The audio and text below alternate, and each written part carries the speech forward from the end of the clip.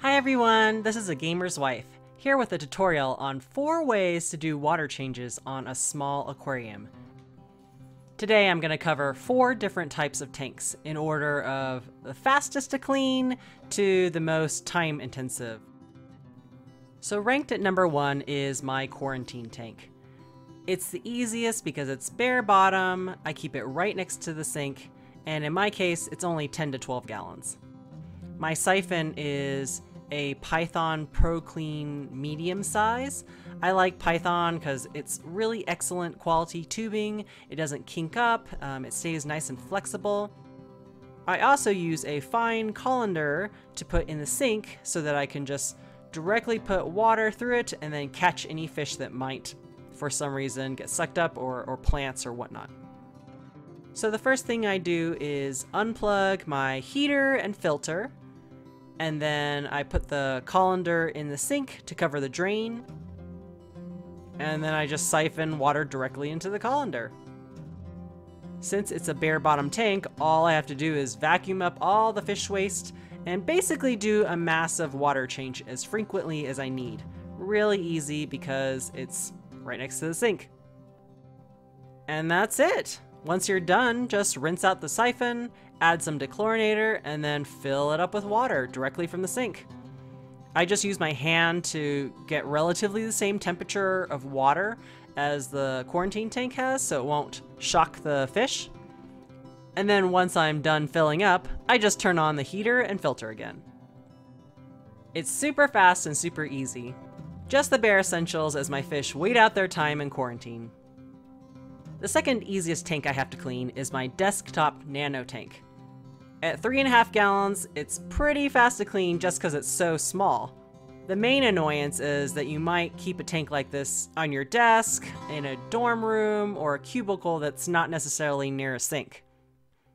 I really love this method because before I knew anything about proper beta care, I was the person who had that tiny little beta box on my office desk. And every time I wanted to clean the tank, I'd catch the beta, dump out all the gravel and decor into a colander, rinse them out in the bathroom sink, scrub out the tank with my hands, and then fill everything back in.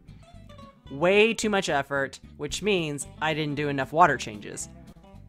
With this method, all you need is your dechlorinator, a small bucket to transfer water since, again, your desk may not be near a sink, the Python mini siphon, a clean plastic bag, and then a towel or paper towels from the bathroom. The nice thing is you can store everything in the bucket once you're done and shove it under your desk. Here's the easiest way to start a siphon, by the way. Just plunge the tube into the tank and fill it up with water, then lift it above the tank so that the water starts flowing through the rest of the hose, and before it completely empties out, plunge the tube back in again while the tube is still facing upwards. Once you notice that it's definitely sucking in water, you can start pointing it downwards to clean the sand or substrate. Once you're done, add your dechlorinator, and then I like to place a clean plastic bag in the tank to pour water onto it. That way, again, since it's such a small tank, it's really easy to disturb the substrate and the plants whenever you pour water in. So the bag acts as a barrier. Add warm water into the bucket and then pour the water onto the bag. Really simple. And then you're done. Turn on your filter and heater, use your towel to wipe the surfaces in your tank, and then soon enough the bubbles will clear out. Tank number 3, the Fry Grow Out Tank. Okay, you'll see that it's the same exact quarantine I had before, and it looks like nothing's in it but detritus and fish poop, right? But if I turn on my flashlight, there's dozens of little white-looking dots on the ground, and those are baby albino Cory catfish, only 5 days old. You can barely see them, which is why method number 3 is a bit time-consuming. We have to find a way to siphon the detritus without sucking up fry or taking forever. So the materials I use is a fish net inside of a larger bowl. So we're not going to use the colander. Instead of using a regular siphon, I have Aquarium AIRLINE tubing. On the input end of the tubing, I tied it to a chopstick just to make it more rigid and easier to maneuver while I'm siphoning. For the output end of the tubing, I actually clip it to the net so to make sure it doesn't wiggle around. To start the siphon with the AIRLINE tubing, I actually do suck on one end of the tubing. And then once you start to see water moving, quickly put the tube end into the net. Now you can carefully siphon up the detritus. Go ahead and use a flashlight if it helps. And if any fry gets sucked up, no worries. Just check the net and then use a turkey baster to suck them back up and return them to the tank. After the detritus is somewhat cleaned up, then you can go ahead and use a regular sized siphon to quickly change out the rest of the water. I like to cover the tube end with some pantyhose or maybe like a filter media bag and then clamp it down with a rubber band, making sure that there's some kind of fine barrier so that you don't suck up fry. And that's it. Everything else is the same. Finally, at method number 4, the full-on 20-gallon display tank, where I'm going to show you everything I do. So the previous tanks didn't take a lot of effort. This one requires more. So in this case, this is my community tank that's at home and unfortunately not near sink. So I do have a Python no spill clean and fill gravel cleaner, and it's the 50-foot version because that's how far away the nearest sink is. I siphon the water out to my backyard lawn where the grass loves it. And then after I'm done, I connect the hose to the nearest bathroom sink and then directly fill water from the faucet. No buckets, no mess. Theoretically. Now this is a cycled but relatively new tank setup. So I like to use the API Freshwater Master Test Kit to test the nitrate levels and find out how much water I need to change. General rule of thumb is that a planted tank like this likes about 20 to 40 ppm of nitrates. So I just change enough water to get the levels down to about 10 to 20 ppm. In order to clean an intake sponge or sponge filter, I basically place it inside of a Ziploc bag while it's in the tank, and then squeeze it several times until the water turns brown, repeat as needed, and then reattach it to the filter.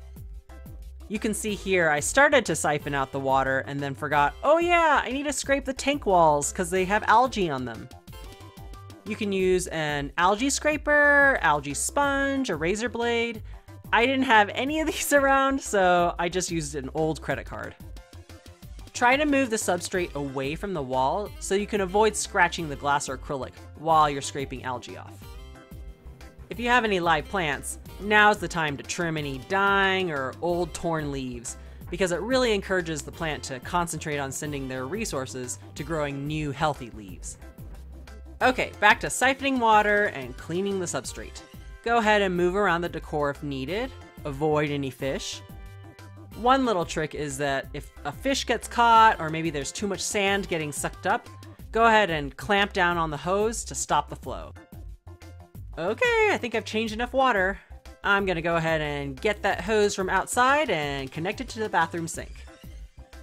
And right here, I'm just getting the water up to the correct temperature before I send it back to the tank.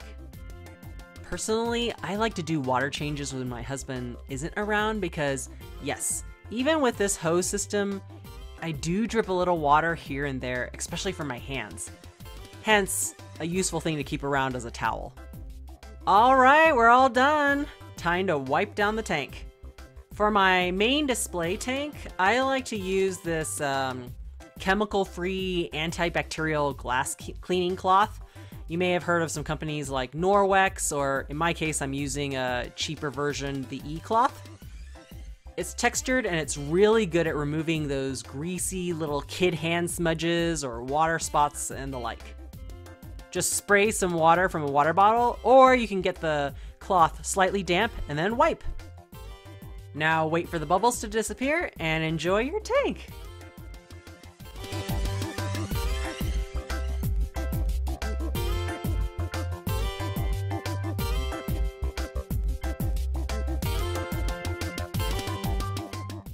The boss of the tank is definitely the dwarf gourami, Peyton Manning. Then we've got some albino Cory catfish and a little tiny fry somewhere. Nice healthy school of green neon tetras. They love to play in the bubbles of the sponge filter. And finally, some Amano shrimp somewhere. I hope you enjoyed this tutorial on 4 different ways to clean a small aquarium. Like this video on your way out and subscribe to see more. See you next time!